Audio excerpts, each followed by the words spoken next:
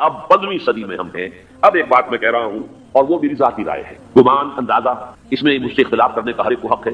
میرے نزدیک 15ویں صدی ہجری اب مجدد کامل الامام المہدی سلسلہ تجدید خلافت کی آخری کڑی کے ظہور کا وقت ہے. اس میں مجھے ایک تو قرآن مجید سے اشارہ ہے، میں اسے تفصیل نہیں کہتا ہے. میرے نزدیک قرآن مجید میں چند آیتیں سورہ مدثر کی اور چند آیتیں سورہ انشقاق کی بڑی عجیب ہے. سورہ مدثر کی آیات میں حضور کی آمد کا نقشہ کھینچا گیا ہے. کلا والقمر واللیل اذ ادبر والصبح اذا اسفر انہا لإحدى الكبر نذیرا للبشر لمن شاء منکم ان یتقدم او یتأخر. نہیں، قسم ہے جان کی. کلا والقمر واللیل اذ ادبر، اور رات کی جب کہ وہ پیٹ موڑنے جانے لگے اور صبح کی جب کہ وہ حشر ہو جائے. حضور سے پہلے 600 برس ایسے گزرے ہیں دنیا میں کہ نبوت کا سورج نہیں تھا. بس چاند جیسے مستعار روشنی چاند کی ہوتی ہے تو سابقہ انبیاء کی مستعار روشنی تو دنیا میں تھی، دھلی دھلی جیسی چاند کی ہوتی ہے، لیکن وہ سورج نہیں تھا. لیکن اب وہ رات ختم ہو رہی ہے، وہ لیل اذ ادبر جا رہی ہے. محمد صلی اللہ علیہ وسلم کا سورج یہ شمس نبوت و رسالت طلوع ہو گیا. بس صبح اذا اسفر انہا لإحدى الكبر، بہت بڑی باتوں میں سے ایک واقعہ جو ہوئی ہے، وہ معمولی واقعہ نہیں. احدى الكبر یہ تاریخ انسانی کے عظیم ترین واقعات میں سے بے شک محمدی نذیرا للبشر، پوری نوع انسانی کے لیے نذیر بن کر آئے. یہ تو ہے حضور کا معاملہ. لیکن اب جو معاملہ ہونا ہے دوبارہ، اس لیے کہ خلافت علی ہادی نبوت دوبارہ اب قائم ہوگی انشاءاللہ.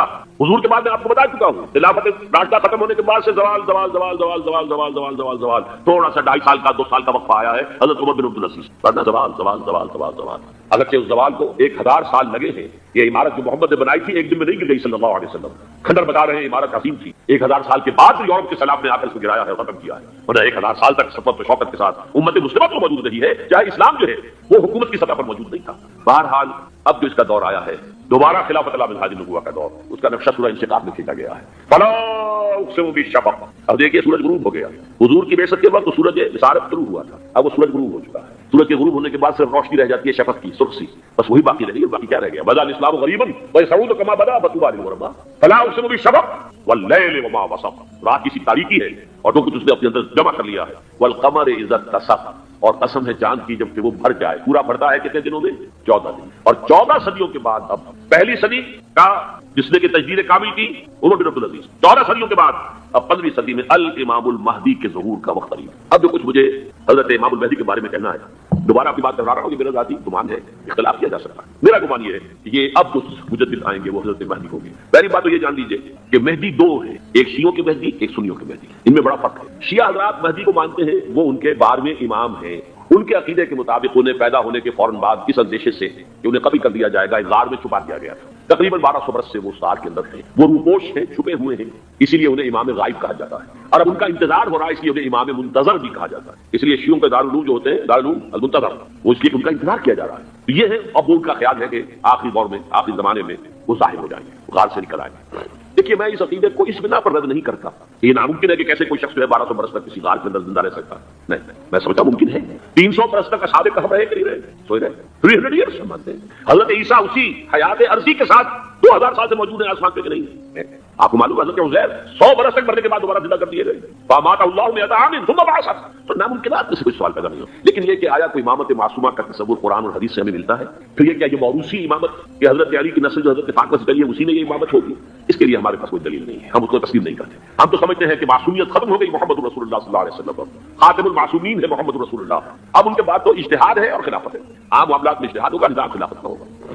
تو ہمارے نزدیک جو میں جس مہدی کا نام لے رہا ہوں وہ مہدی ہے جو ایک مجدد ہوں گے، جیسے کہ مجددین کے نام میں نے آپ کو گنوائے ہیں. مجدد الفسانی ہو، شاہ ولی اللہ ہو، سید احمد بریلوی ہو، شیخ الہند ہو. ایک ہوں گے انسان پیدا ہوں گے انسانوں کی طرح عام طور پر اپنی عمر کو پختگی کو پہنچیں گے، پھر وہ سامنے آئیں گے منظر پر، پھر وہ کام کریں گے، قیادت کریں گے. عرب میں ان کا ظہور ہوگا. دوسری بات یہ نوٹ کر لیجیے حضرت مہدی کے بارے میں، ہمارے یہاں احادیث کے جو مجموعے ہیں وہ جو ٹاپ کے 2 مجموعے ہیں ان میں کہیں حضرت مہدی کا ذکر نہیں ہے، نہ صحیح بخاری میں نہ صحیح مسلم. لیکن ہم اس سے نظر انداز نہیں کر سکتے کہ صحائح ستہ کی بقیہ 4 کتابوں کے اندر موجود ہے، لہذا نظر انداز نہیں کر سکتے، اگنور کرنا ممکن نہیں ہے. اب اس میں چاہتا ہوں کہ کچھ حدیثیں آپ کو میں سناؤں جن میں حضرت مہدی کا تذکرہ کیا گیا ہے. پہلی ہے وعن عبداللہ بن مسعود قال قال رسول اللہ صلی اللہ علیہ وسلم. حضرت عبداللہ بن مسعود سے روایت ہے، وہ فرماتے ہیں کہ حضور نے ارشاد فرمایا لا تذهب الدنيا حتى يملك العرب رجل من اهل بيتي. یہ دنیا ختم نہیں ہوگی جب تک کہ عرب پر میرے اہل بیت میں سے ایک شخص کی حکومت قائم نہ ہو. اور آپ کو معلوم ہے کہ آج تک عرب پر حضور کے اہل بیت کی کوئی حکومت قائم نہیں ہے. اور جب قائم ہوئی بھی تھی حضرت علی کو اگر شمار کیا جائے، اس لیے حضور نے وہ جو مشہور واقعہ ہے کہ ایک چادر میں لے لیا تھا حضرت علی کو اور حضرت فاطمہ اور حضرت حسین کو اللہم ہؤلاء اہل بیتی، اے اللہ یہ بھی میرے اہل بیت ہیں۔ تو حضرت علی کی بھی حکومت منعقد نہیں ہوئی، پورے عالم اسلام پر ان کی حکومت نہیں تھی، اس لیے کہ شام اور مصر دونوں صوبے جو ہیں انہوں نے ان کی اطاعت قبول نہیں کی۔ اس حوالے سے یہ معاملہ ابھی ہونا ہے۔ لا تحسب الدنیا حتی یملک العرب رجل من اہل بیتی یؤاتو اسمہ اسمی، اس کا نام وہی ہوگا جو میرا نام ہے، یعنی محمد صلی اللہ علیہ وسلم، اور ان کا نام بھی مہدی کا نام بھی محمد، مہدی ان کا لقب ہے۔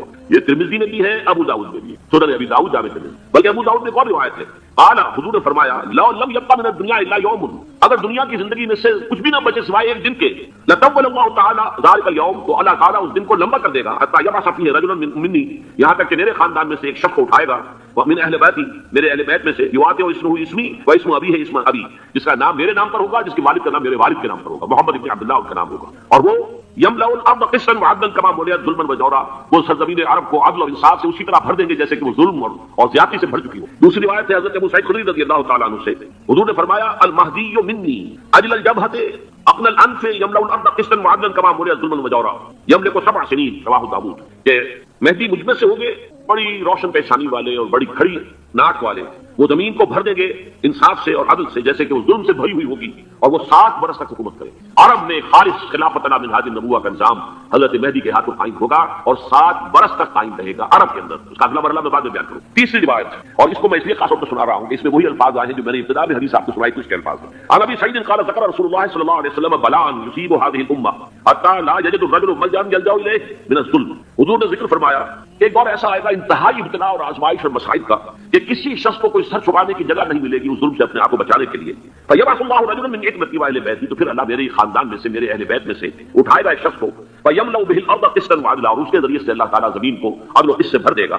یرضى عنہ ساکن السماء، یہی الفاظ آ گئے، اس سے پھر راضی ہو جائیں گے آسمانوں میں رہنے والے بھی، وساکن الارض، اور زمین میں رہنے والے بھی۔ لا تدع السماء من قطرها شيئا الا سقط، آسمان اپنا ایک قطرہ بھی نہیں روکے گا مگر یہ کہ اس کو زمین کے اوپر نثار کر دے گا، بارش کی شکل میں گرا دے گا۔ ولا تدع الارض من نباتها شيئا الا اخرجت، اور زمین اپنی پیداوار میں سے کوئی شے نہیں چھپائے گی، نہیں روکے گی مگر کچھ ظاہر کر۔ یا یہ کہ دنیا میں اقتدار کہ کسی مسند پر انسان بیٹھا ہے، یا یہ کہ کوئی اس کے ہاتھ میں اختیار نہیں، یہ تمام جو حالات انسان پر طاری ہوتے ہیں، ان کے جواب میں جو طرز عمل فکری اعتبار سے اور عملاً انسان اختیار کرتا ہے اس کے 4 درجے۔ پہلا درجہ ہے انتہائی گمراہی، ضل ضلالا بعیدا، وہ کیا ہے؟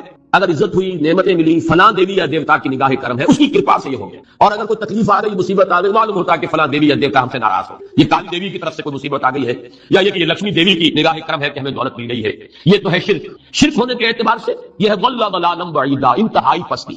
اس پستی سے اوپر آئیں گے تو توحید کی پہلی منزل ہے، عزت بھی اللہ نے، اگر کوئی تنگی آ گئی، فقر، تکلیف، کوئی ذلت، رسوائی، یہ بھی اللہ کی طرف سے۔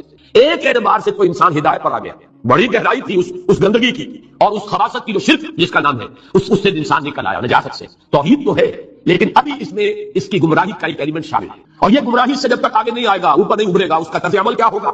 یہ ذرا کچھ مل گیا، عزت مل گئی، پھولے نہیں سما رہے، اب زمین پر قدم نہیں ٹک رہے، گردن اکڑ رہی، کہیں محرومی ہو گئی، کوئی تکلیف آ گئی، کوئی مشقت، فقر آ گیا، اب بجھ کر رہ گئے۔ ان دونوں کیفیات میں انسان کا پینڈولم جو ہے وہ ایکسٹریم ہو جائے گا۔ یہ کب ہوگا؟ جبکہ انسان یہ سمجھتا ہے کہ اس دنیا میں جو دولت مل گئی یا عزت مل گئی تو یہ گویا کہ بڑی کوئی قابل فخر ہے، اور اگر یہاں پر کوئی تکلیف آ گئی، کوئی مصیبت آ گئی، فقر و فاقہ آ گیا تو یہ گویا کہ بہت ہی اہانت آمیز ہے۔ اگر یہ انسان سمجھے گا تو طرز عمل وہ نکلے گا، نتیجے کے طور پر جو میں بیان کر چکا ہوں یہ گمراہی ہے۔ اس گمراہی سے نکلیں گے تو آپ اس مقام پر آئے، دوسری منزل ہدایت کی کیا ہے؟ نہ یہ عزت ہے نہ یہ ذلت ہے، دونوں حیثیتیں برابر ہیں، یہ امتحان ہے۔ اسی لیے ان دونوں آیتوں میں ایک لفظ قدر مشترک ہے، اذا مبتلاه فاما الانسان واذا مبتلاه ربه فاکرمہ ونعمہ، یہ بھی ایک ابتلا ہے، آزما رہا ہے اللہ، کبھی وہ دیکھ کر آزماتا ہے، کبھی چھین کر آزماتا ہے، کبھی فقر و فاقہ سے آزماتا ہے، کبھی وہ کثرت دولت اور کثرت مال سے آزماتا ہے، کبھی وہ صحت دے کر آزماتا ہے کہ یہ قوت و توانائی اور صحت جو میں نے دی ہے یہ اس میں کیا کرتا ہے، کبھی وہ مرض کے ذریعے سے آزماتا ہے کہ صبر کرتا ہے کہ نہیں کرتا۔ ہمارے لیے شکوہ اور شکایت اس کی زبان پر نہیں آ جاتی، نالا اور شہوت تو نہیں آ جاتا، تکلیف جھیلتا ہے کہ نہیں جھیلتا، اس میں تحمل ہے کہ نہیں ہے، تو صبر کرتا ہے یا شکر کرتا ہے۔ یہ دونوں کیفیات در حقیقت اس اعتبار سے مساوی ہے، یہ بھی امتحان، یہ بھی امتحان۔ یہ حقیقت جب سامنے ہوگی اب وہ پینڈولم جو ہے وہ بہت کم ہو جائے، یعنی انسان میں طبعی طور پر تو ایک اثر ہوتا ہے غیر اختیاری، کسی چونٹی نے کاٹا آپ کے پاؤں پر، آپ اپنا پاؤں ہٹا لیں گے، اس سے کوئی ارادہ نہیں، یہ ریفلیکس ایکشن ہے، غیر اختیاری فیل۔ اس حد تک تو انسان ضرور متاثر ہوتا ہے، اس سے کوئی انسان جو ہے وہ بلندر نہیں ہو سکتا۔ حضرت ابراہیم رضی اللہ تعالیٰ عنہ حضور کے وہ نومولود فرزند انتقال جب ہو رہا تھا، آپ کی آنکھوں میں آنسو آ گئے۔ اب یہ طبعی اثر ہے، ایک فیل ہے، انفعالی کیفیت ہے جو بالکل طبعی ہے، لیکن یہ نہیں کہ اس کی وجہ سے انسان کی زبان پر کوئی شکوہ آ جائے، کوئی شکایت آ جائے، یہ نہیں ہوگا، یہ ایمان کے برعکس ہے۔ اسی طریقے سے اگر کوئی خوشی ہوئی ہے تو چہرے کے اوپر ایک نکھار آ جائے گا، تبسم آ جائے گا، اس سے ظاہر ہے اس حد تک تو یوں سمجھیے کہ انسان کا طبیعی تقاضا، اس سے زیادہ یہ پینڈولم اگر سوئنگ کر رہا ہے تو گویا کہ اس حقیقت سے انسان محجوب ہے کہ یہ بھی امتحان ہے، یہ بھی امتحان، جو ہم سورہ حدید میں پڑھ چکے ہیں، ما اصاب من مصیبت فی الارض ولا فی انفسکم الا فی کتاب من قبل ان نبراها ان ذلک علی اللہ یسیر لکہ لا تاسوا علی ما فاتکم ولا تفرحوا بما آتاکم۔ اللہ تمہیں کچھ دے تو اتراؤ مت، اللہ تم سے کچھ چھین لے تو اس کے اوپر افسوس مت کرو۔ یہ نتیجہ ایمان کا نکلنا چاہیے۔ اگر تمہیں ایمان ہے اللہ پر، اگر تمہیں یقین ہے کہ جو کچھ ہوا ہے اللہ کے اذن کے بغیر نہیں ہوا، اگر تمہیں یقین ہے کہ اللہ نے جو میرے لیے طے کیا ہے اس میں میرے لیے خیر ہی ہے، چاہے فی الحال فی الوقت فوری طور پر مجھے ناگوار محسوس ہو رہی ہے بات، لیکن یقیناً میرے لیے اس میں خیر ہے میرے رب کی طرف سے کہ ہر کے ساتھ یہ ماریخ عین الطافس۔ ہم تو شارٹ سائٹڈ ہیں، ہم دیکھ نہیں سکتے کسی شے کو، ہم اس کے ظاہر کو دیکھ کر گھبرا اٹھتے ہیں کہ یہ تو تکلیف آ گئی، کیا پتا اسی کے پردے میں اللہ کی رحمت آ رہی ہے۔ میں نے وہ بھائی سمروی کے اشعار آپ کو کئی دفعہ سنائے ہیں، وہ وقت آیا کہ ہم کو قدرت ہماری سعی و عمل کا پھل دے، بتا رہی ہے یہ ظلمت شب کے صبح نزدیک آ رہی ہے، ابھی ہے کچھ امتحان باقی، فلاکتوں کے نشان باقی، قدم نہ پیچھے ہٹے کہ قسمت ابھی ہمیں آزما رہی ہے۔ رئیس اہل نظر سے کہہ دو کہ آزمائش سے جینا ہارے، جسے سمجھتے ہو آزمائش وہی تو بگڑی بنا رہی ہے، اس سے آزمائش تو بگڑی بنے گی، اسی سے تو تمہارا خیر جو ہے اجاگر ہوگا، سامنے آئے گا، پتہ چلے گا who's who، what is what۔ ابو بکر میں کتنا یقین اور ایمان تھا، یہ کیسے معلوم ہوگا؟ کیسے معلوم ہوگا کہ بلال میں کتنا سہار، کتنا تحمل تھا، کتنا صبر تھا، اگر وہ مصیبت ان پر نہ آتی کہ جو امیہ ابن خلف کے ہاتھوں پر قیامت اٹھ رہی تھی۔ تو یہ ساری چیزیں جو ہے ما اصاب من مصیبت فی الارض ولا فی انفسکم الا فی کتاب من قبل ان نبرأها ان ذلک علی اللہ یسیر لکہ لا تاسوا علی ما فاتکم ولا تفرحوا بما آتاکم واللہ لا یحب کل مختال فخور۔ اگر اس حقیقت سے محجوب ہو جاؤ گے تو پھر اختیال اور فخر اور گھمنڈ پیدا ہو جائے گا تمہارے اندر، یا دوسری طرف مایوسی، تمہاری ہمت ٹوٹ کر رہ جائے گی، خودکشی کرنے کو انسان آمادہ ہو جاتا ہے، ذرا کوئی ناکامی دنیا میں آ گئی، کوئی تکلیف آ گئی۔ یہ ہے در حقیقت تیسری منزل، ہدایت کی دوسری سیڑھی۔ پہلا کیا تھا؟ لحاظ ضل ضلالا بعیدا، کوئی خیر مل گیا تو کسی دیوی کی نگاہ ایک طرف، کوئی تکلیف آ گئی تو کسی دیوتا کی ناراضگی، یہ تو ہے ضل ضلالا بعیدا۔ اس سے اوپر آئے، یہ پہلی سیڑھی ہدایت کی ہے، عزت ہے تو اللہ کی طرف سے، اور اگر کوئی ذلت ہے، تنگی ہے تو اللہ کی طرف سے، یہ ہدایت کا آغاز ہو گیا، یہ توحید کی بنیادی منزل۔ اس سے اگلی منزل، یہاں کی ذلت ذلت نہیں، یہاں کی عزت عزت نہیں، ذالک یوم التغابن، ہار اور جیت کے فیصلے کا دن تو قیامت کا دن ہے۔ وہاں معلوم ہوگا جس کو اس وقت عزت ملی وہ عزت والا ہے، جو اس وقت ذلیل ہو گیا وہ ذلت والا ہے۔ یہ تو امتحان ہے، دارالامتحان ہے، خلق الموت والحیات لیبلوکم ایکم احسن عملا، تو دارالامتحان ہے، امتحان ہونے کے ناطے دونوں برابر ہیں۔ اس سے اوپر ہے ایک چوتھی منزل، ہدایت کی تیسری منزل، وہ کیا ہے؟ عام طور پر انسان یہ سمجھتا ہے کہ یہ جو آزمائش ہے تنگی کی اور فقر و فاقہ کی، یہ سختر آزمائش ہے، اور نعمتوں کی بارش ہو تو یہ آسان آزمائش ہے۔ یہ بھی ابھی گمراہی کا ایک پرت جو ہے اس کی باقی ہے۔ ابھی ہدایت کا جو کامل جو ہوگا انکشاف، وہ کب ہوگا؟ جب انسان اس حقیقت کو جان دے کہ جہاں وسعت ہو، دس از دی رے آف ہوپ، یہ امت قرآن سے اپنا تعلق توڑ بیٹھے۔ اور نمبر 2 ہے وہی سرمایہ داری بندہ مومن کا دین، یہ بھی سرمایہ پرست بن چکا ہے، دولت کا پجاری بن چکا ہے، یہ میرے لیے رے آف ہوپ ہے۔ مادہ پرستی، دولت پرستی، سرمایہ پرستی، زر اندوزی، وَإِنَّهُ لِحُبِّ الْخَيْرِ لَشَدِيدٌ، ان دو لعنتوں کے اندر یہ مبتلا ہے۔ جانتا ہوں یہ امت حامل قرآن ہے وہی سرمایہ داری بندہ وہ۔ اور تیسری سب سے تلخ، اس کی جو علمی اور روحانی جو رہنمائی کرنے والے لوگ وہ اندر سے خالی ہیں، کھوکھلے۔ جانتا ہوں میں کہ مشرقی اندھیری رات میں بے یدے بیضا ہے پیران حرم کی آسان، علماء ہیں اور صوفیان ہیں اور پیشوا ہیں، مسند نشین ہیں اور سب کچھ ہے، لیکن کسی کی آستین میں وہ موسیٰ والا یدے بیضا نہیں ہے، خالی اندر سے۔ اس کا نقشہ ایک حدیث میں آیا ہے جو لرزا دے، آج کا نقشہ ہے۔ حضور نے فرمایا یوشک ان یاتی علی الناس زمان، مجھے اندیشہ ہے لوگوں پر زمانہ ایسا آ جائے گا، ذرا گنتی کی کیسا ہوگا، لا یبقی من الاسلام الا اسم، اسلام میں سے اس کے نام کے سوا کچھ کہاں ہے؟ اسلام کو دکھاؤ، اجتماعی سطح پر دکھاؤ کہاں، ولا یبقی من القرآن الا رسمہ، اور قرآن میں سے سوائے اس کے رسم الخط کے کچھ معنی کہاں ہو رہی ہے، اس کی طرف پیش قدمی ہو رہی ہے تدبیر، لیکن یہ حدیث کے جو ہے وہ سامنے۔ مساجدہم عامرۃ، ان کی مسجدیں آباد تو بہت ہوں گی، بڑی بڑی مسجدیں، شاندار مسجد، عالی شان بھری ہوئی، بھرپور، جمعے کے اندر عیدین کی، وہی خراب من الہدیٰ، ہدایت سے خالی، ایک رسم پرستی، ریچوئلزم رہ گئی، رسم اذان ہوئے، فلسفہ رہ گیا کہیں۔ اور آخری بات، علماؤہم شر من تحت ادیم السماء، ان کے علماء آسمان کی چھت کے نیچے کی بدترین مخلوق ہوں گے، من عندہم تخرج الفتنۃ وفیہم تعود، ان کے اندر سے فتنے برآمد ہوتے رہیں گے، فلاں کافر، فلاں یہ، فلاں وہ، اور فتنے ان کے اندر ہی جو ہے داخل ہوتے ہیں۔ بہرحال یہ صورت تو ہے، لیکن ابلیس عجیب بات کہتا ہے، وہ میں چاہتا ہوں سمجھ، وہ فلسفے کا بڑا ایک گہرا اثر اصل حاصل کے تقاضاؤں سے ہے، لیکن یہ خوف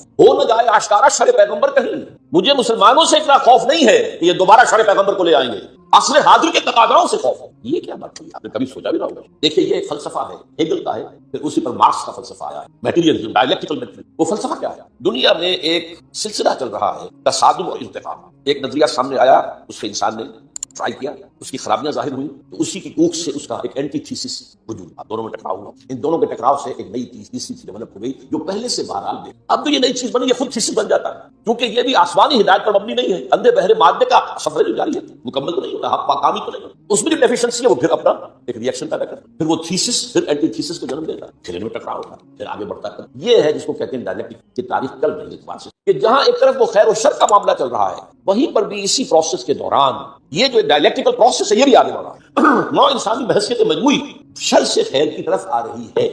اب اس کی مثال دے لیجیے، پہلے دنیا میں بادشاہت تھی، جاگیرداری تھی، انسان مجبور، انسان غریب، پسا ہوا، رد عمل پیدا ہوا، جمہوریت آئی، یقیناً بہتر بات ہے، لوگوں کو حقوق حاصل، لوگوں کو عزت نفس حاصل ہوئی، ہم بھی انسان ہے، یہ بھی انسان سے بادشاہ، یہ کیسے فرق کر رہے ہیں؟ اب اس کے اندر کیپٹلزم پیدا ہو گیا، نتیجہ کیا نکلا؟ پہلے بادشاہ سر پر سوار تھا، اب سرمایہ دار سوار ہو گئے، پہلے جاگیردار سوار تھا، اب کارخانے دار سوار ہو گئے، رست از یک بند تا استاد در بندے دیگر، آسمان سے گرے کھجور میں اٹک گئے، پھر رد عمل ہوا، پھر کمیونزم برابر ہوا، اسی کی کوشش کیپٹلزم کا رد عمل کمیونزم۔ اب یہ شکل ہے کہ جو چل رہی ہے وہ کمیونزم مر گیا ہے، اب انسان ایک دوراہے پر، اب آگے کہاں جائے گا؟ یہ ڈائلیکٹیکل پروسیس کہاں جائے گا؟